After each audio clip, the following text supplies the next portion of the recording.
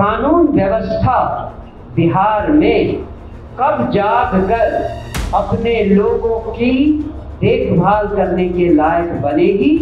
लेकिन इस बच्ची की घटना, दर्दनाक घटना कि न तो कोई सुनवाई हो रही है, न ही किसी ने इसकी एक्नॉलेजमेंट भी की है। पीएमसीएच आकर वो लड़की और उसके परिवार के लोग 4 घंटे पीएमसीएच के बाहर रहते हैं। पीएमसीएच वाले उन्हें एडमिट करने से इनकार कर देते हैं। नमस्कार, आर्यन खबर पे आपका स्वागत है। मैं हूं दीपक प्रियदर्शी। मुजफ्फरपुर में एक नाबालिग बच्ची के साथ दुर्व्यवहार के मामले ने बिहार की राजनीति में भूचाल ला दिया है। तकरीबन विपक्ष के तमाम ऐसे नेता और पॉलिटिकल पार्टी हैं जो इस समय सरकार पर हमलावर हैं, चाहे वो कांग्रेस हो, चाहे आरजेडी हो। तमाम ऐसे नेता हैं। पप्पू यादव ने भी इस पे काफी रिएक्शन दिया है और अब स्वास्थ्य मंत्री मंगल पांडे से इस्तीफे की मांग की जा रही है। इस्तीफे की मांग इसलिए की जा रही है कि पीएमसीएच में उस बच्ची को ले जाया गया था, लेकिन प्रॉपर समय पर इलाज न मिलने के कारण बच्ची ने दम तोड़ा और उसके बाद से बिहार की राजनीति में भूचाल है। और अब जनसुराज ने स्वास्थ्य मंत्री मंगल पांडे से इस्तीफे की मांग की है। देखिए क्या कह रहे हैं जनसुराज के नेता, सुनिए। अस्पताल में उसकी हालत बेहतर सुधरती जाती है, उसके बाद वहां डॉक्टर कहते हैं कि हमारे पास और इक्विपमेंट नहीं है जिससे कि हम इनका ऑपरेशन कर सके, और वो उसे पीएमसीएच रेफर कर देते हैं। पीएमसीएच आकर वो लड़की और उसके परिवार के लोग 4 घंटे पीएमसीएच के बाहर रहते हैं। पीएमसीएच वाले उन्हें एडमिट करने से इनकार कर देते हैं। लोगों के और परिवारजनों के इंटरवेंशन और हल्ला हंगामा करने के बाद उसे एडमिट तो किया जाता है, लेकिन ऐसे पेशेंट को जिसको आईसीयू में इमीडिएटली भर्ती करके ऑपरेशन का इंतजाम करना चाहिए था, उसे प्रसूति वार्ड में डाल दिया जाता है। फलस्वरूप 10 घंटे के भीतर उस बच्ची का देहांत हो जाता है।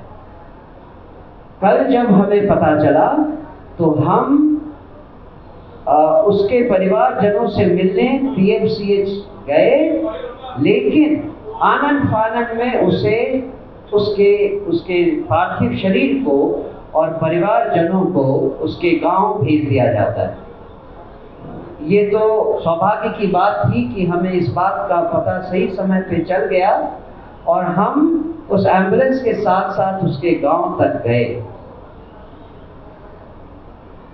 जो कुछ सहायता बन पड़ सकती थी उसके परिवारजनों को, वो हम देंगे, ये हमने उनको भरोसा दिलाया। लेकिन साथ ही उस बच्ची की मां की हालत देखकर किसी का भी हृदय फट सकता है। उसके पति नहीं है, मतलब बच्ची के पिता 3 साल पहले उनका देहांत हो गया है। मां को अब ये पता नहीं है कि उसकी जिंदगी कैसे आगे चलेगी। वो बच्ची उसकी सबसे बड़ी बच्ची थी जिसको वो बहुत मेहनत से पढ़ा लिखा रही थी। इस पूरी घटना में हम और हमारे साथ बिहार के सारे लोग सरकार से कुछ सवाल करना चाहते हैं। कब तक दलितों को और ऐसे लोगों को जिनके पास कोई संसाधन नहीं है, कोई पारिवारिक संबंध नहीं है किसी से, कब तक इन लोगों की जिंदगी के साथ खिलवाड़ होता रहेगा। कानून व्यवस्था बिहार में कब जाग कर अपने लोगों की देखभाल करने के लायक बनेगी, ये यहाँ की सरकार जवाब दे। आप ध्यान दें कि अगर उस लड़की की जगह किसी रसूख वाले परिवार से किसी मेंबर के साथ ऐसी घटना होती तो आज सारा का सारा बिहार और सारी के सारे सरकारी तंत्र इसके पीछे लगकर आसमान जमीन एक कर देता। लेकिन इस बच्ची की घटना, दर्दनाक घटना कि न तो कोई सुनवाई हो रही है, न ही किसी ने इसकी एक्नॉलेजमेंट भी की है।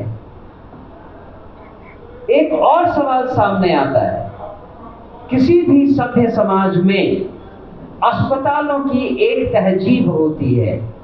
जब एक अस्पताल किसी दूसरे अस्पताल को रेफर करता है तो ये पूरा इंतजाम करता है कि एक डॉक्टर किसी दूसरे डॉक्टर को, पेशेंट को हैंड ओवर करता है।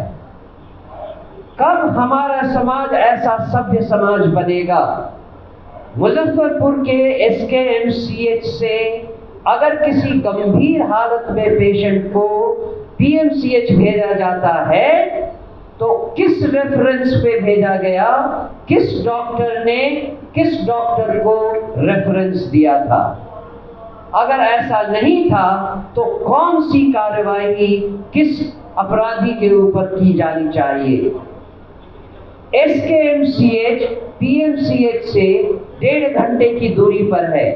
अगर कोई उपकरण नहीं था, कोई संसाधन नहीं था, तो PMCH से उस संसाधन को SKMCH में। देखिए, इस समय स्वास्थ्य मंत्री मंगल पांडे पर इस्तीफे की तलवार लटक रही है, क्योंकि तमाम जितने भी विपक्ष के नेता हैं वो PMCH की घटना को लेकर स्वास्थ्य मंत्री को जिम्मेदार ठहरा रहे हैं और उनका कहना है कि किस तरह की व्यवस्था उन्होंने की है कि एक बच्ची को इलाज तक नहीं मिला है। अब ऐसे में सरकार अपनी तरफ से डिफेंस क्या करेगी, ये देखना होगा। फिलहाल इस वीडियो को देखने के लिए धन्यवाद।